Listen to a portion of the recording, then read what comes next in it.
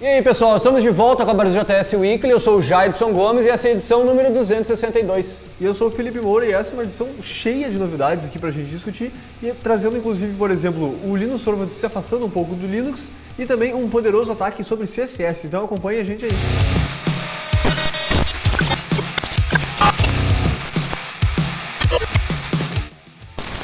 E a grande novidade da semana aí envolve o Linus Torvalds, né, o criador do Linux, e ele está dando um passo atrás, aí vai dar um tempo do Linux e a gente vai falar mais sobre isso no final da Weekly, então nos acompanha aqui que a gente tem mais um monte de conteúdo.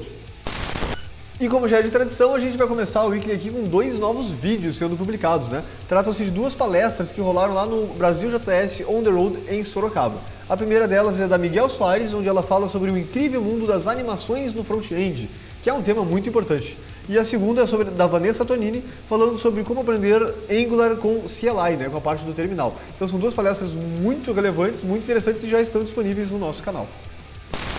E mais uma grande novidade, então, é mais uma edição da Brasil JS On The Road que vai acontecer em Brasília no dia 17 de novembro. Então anotem na agenda aí, quem é de Brasília e região, fiquem ligados, acessem o site lá, que já tem Call for Papers aberto, já tem compra de ingressos disponível e é mais um evento aí que a gente está fazendo aí da série Brasil JS On The Road.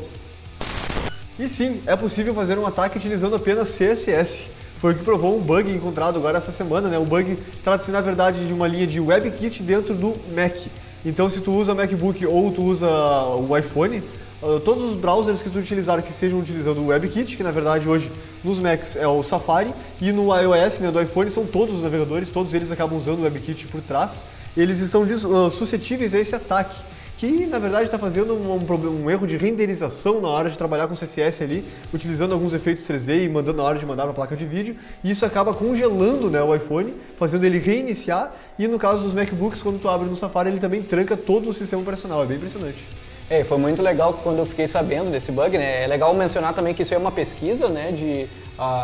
Enfim, quem fez a pesquisa sobre isso investiga falhas de segurança, né? E ataques e estava fazendo então essa investigação com CSS e HTML. Então é um alinhamento de divs ali usando essa propriedade CSS, né, que causa isso. Mas o legal aqui na empresa, por exemplo, antes de todo mundo saber, eu mandei o link para quem usa Mac e iPhone para todo mundo testar um link, né, de uma página HTML e conseguir sacanear algumas pessoas aqui na empresa. Mas parece que a Apple já corrigiu o problema, né? Saiu um update. Eu, como acabo não usando o Safari, normalmente não enfrentei esse problema, mas eu vi que saiu um update, então ao princípio eles já estão trabalhando em cima disso ou já resolveram.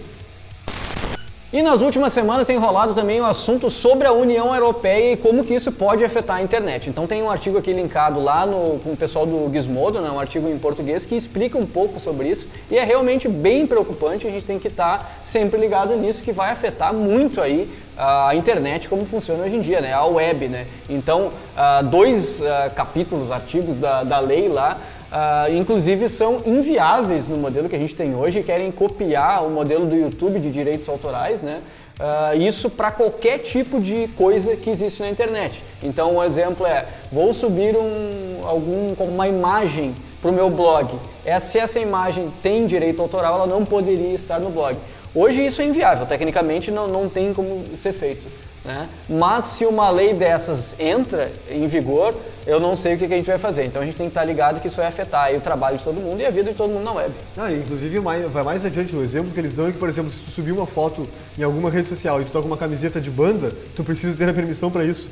Então se tu fez um videozinho lá rapidinho para postar no Instagram no meio da balada, se tem música de fundo, tu tem que ter direito para isso. Então na verdade está afetando diretamente os usuários, né? E eles estão fazendo isso com a desculpa que é para controlar os grandes players, né? A União Europeia sempre se pega muito com o Google e o Facebook, e eles estão fazendo isso para tentar dar aquela controlada, mas eles estão prejudicando toda a internet, tentando usar isso como intuito, né? E a NPM lançou essa semana também um experimento aqui, né? Algo para a gente começar a testar e brincar, apesar que eles dizem que não é garantido que vai sair funcionando nos seus projetos, que é o Think. E a ideia dele é justamente pensar num projeto em que tu não tenha a instalação dos pacotes NPM antes de sair desenvolvendo. Então, conforme tu vai utilizando, ele vai fazendo a instalação em background sob demanda. Isso é uma coisa muito interessante, é uma abordagem bem diferente. E a gente tem várias piadas, inclusive, sobre como funciona o Node Mods, etc., né? Que é muito pesado, as instalações são muito demoradas, então eles estão tentando resolver esse problema. E muito conectado a isso, o Yarn também anunciou lá uma nova RFC, onde eles também vão fazer algo muito semelhante, que eles vão se livrar do Node Modules, né? Então também já tem uma RFC, isso vai entrar no Yarn, né? O Yarn é um projeto lá mantido pelo Facebook, e também para tentar resolver, né, esse mundo aí de Package Manager, né? O legal é que tanto NPM como Yarn, todo mundo está trabalhando junto, assim, e isso acaba beneficiando todo mundo porque a gente vai ter uma solução única, né, e que funciona muito bem. E a gente já vem falando há tempos aqui, né, sobre o Web Render, né, que é uma nova engine do Firefox, né, que é feita em Rust. E é muito legal analisar toda a história, né, que a Mozilla, enfim, é pioneira aí no desenvolvimento web, né, com o Firefox.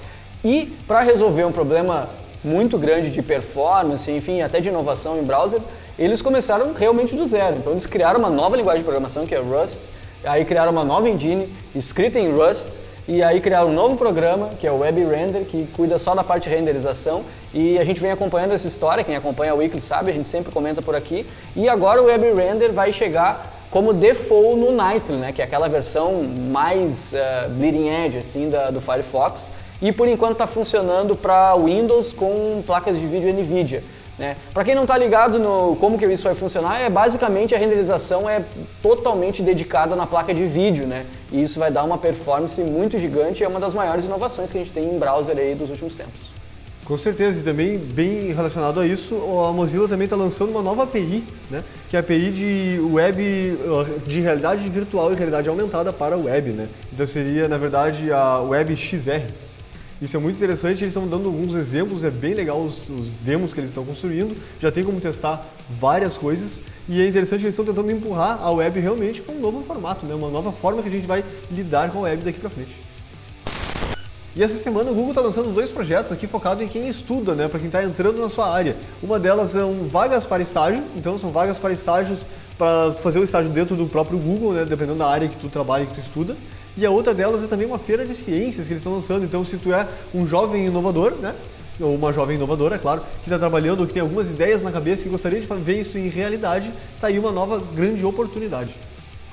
E o MPJ lançou um novo vídeo essa semana no canal dele lá, o Fun Function, que está sempre presente aqui também. E é legal que ele fez uma entrevista com a Isa Silveira, que foi apresentadora esse ano da BrasilJS e também palestrou, né? Então uma entrevista lá onde eles falam sobre assuntos bem complexos, né? A Isa é bem científica, assim, já trabalhou em vários lugares fazendo pesquisa, inclusive. Então uma entrevista muito legal lá para acompanhar no canal do MPJ. E conforme prometido, nós temos uma notícia muito relevante para discutir aqui no final, que é sobre o afastamento do Linus Torvalds do Linux, né? Ele saiu por opção, na verdade, deu uma afastadinha ali do trabalho que ele faz no Linux para poder ter um tempo pessoal, para poder fazer uma evolução pessoal e profissional, né, Jedson? É, isso aí. Para quem acompanha o Linux, a gente até já comentou aqui várias vezes, né? Até algumas edições anteriores a gente falou sobre um novo release do Linux, que foi bem importante, né? Do kernel. E dessa vez, lá na lista de e-mail oficial do desenvolvimento do Linux, o Linus fez a tradicional, né, release lá de correção de bugs do kernel, mas também aproveitou para dar essa notícia aí inesperada, né, de que ele vai dar um tempo. Mas é importante ressaltar, isso é muito importante para a nossa comunidade, não só brasileira como mundial, que é prestar atenção nesse tipo de coisa que às vezes a gente vai deixando para depois, né, e foi o que o Linus fez. Então todo mundo sabe que o Linus, apesar de toda a sua genialidade, ele acaba tratando as pessoas que trabalham no projeto Linux de uma maneira meio grossa, assim, meio estúpida. E ele faz isso já tradicionalmente há muito tempo, né? E sim, existe uma vertente de pessoas que gostam disso, que exaltam isso, e existe uma vertente de pessoas que obviamente não gostam disso. Ninguém gosta de ser tratado mal, né? Então, nesse e-mail lá, ele deixa bem claro que ele tem realmente problemas de empatia, né? E pelo menos agora ele parou, né? E ele vai então procurar, ele até comentou, né? Vai procurar realmente uma ajuda de um especialista, não sei se um psicólogo, um psiquiatra, alguma coisa assim, para ele tentar resolver esse problema, né? E tornar o ambiente de desenvolvimento Linux, que é um dos softwares mais importantes do mundo, um pouco mais agradável. E tem tudo a ver com comunidade e, de novo, que a gente já ressaltou aqui várias vezes, soft skills. E vale ressaltar também, um ponto interessante disso é que só teve um momento na história do desenvolvimento Linux, que já são 30 anos, se eu não me engano, em que o Linus se afastou. E agora ele se afastou então pela segunda vez para tratar tanto desse problema, né, pessoal, como também de uma parte de tooling, né, que ele disse que precisa resolver algumas coisas de ferramentas ali, de como que eles fazem o desenvolvimento do Linux. E da primeira vez que ele se afastou, ele apenas criou um software aí que é chamado de Git. E chegamos àquele momento um pouco mais filosófico, que é a frase da semana, dessa vez conectado com a notícia sobre o Linus. E a frase é a seguinte: falar é fácil, me mostre o código. Bom, essa é uma frase também bem conhecida na comunidade, é uma frase do Linus Torvalds, e com a última notícia que a gente comentou, a gente pode pensar um pouco mais sobre essa frase aí, né, e não espalhar ela como se fosse um mantra, né. A gente vê aí hashtags, né, show me the code, mas na verdade, que a gente comentou, tem soft skills, tem também a didática, de repente a pessoa não trabalha tanto em projetos open source, mas ela tem uma ótima didática, acaba escrevendo tutoriais, artigos, etc. Então, código não é tudo, né, é importante, mas não é tudo. Código é só uma parte, né, então vamos pensar. E falar não é fácil não, e a gente tem que inclusive exercitar cada vez mais isso. E, passando esse momento filosófico aqui, então, pra gente realmente pensar, a gente chega no final da Weekly número 262, né, em vídeo. E eu queria agradecer aos 8 colaboradores que contribuíram para essa edição. É isso aí, também nos sigam lá nas redes sociais, né? A BraJS está presente aí no Twitter, Instagram, Facebook, YouTube. Então nos sigam em todas, compartilhem, ativem sininho, whatever. E nos vemos na semana que vem. Até a próxima. Hoje, eu vou avisar, vou começar com minha gente, tá?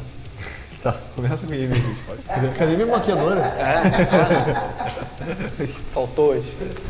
Então, antes da gente entrar nessa timeline... Nessa timeline... Deu uma picadinha. Não questiona. É difícil. Eu não tenho nenhuma pista aqui pra saber disso, tá? Tem burros, né, cara? É só pensar um pouquinho só, não tem muita... Acabou a bateria e não foi minha bateria que acabou. É isso aí, minha gente. Vai começar? Vai começar aqui, ó.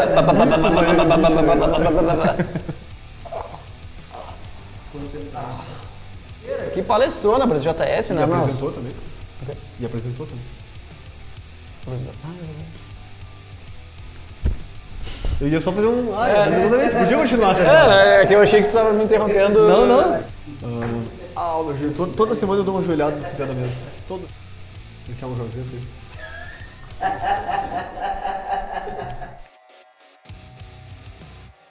Thank you, see you. 8, né? Acho que tu não. E pela retaguarda! E nos vemos na semana que vem, não. Isso que eu mais queria dizer.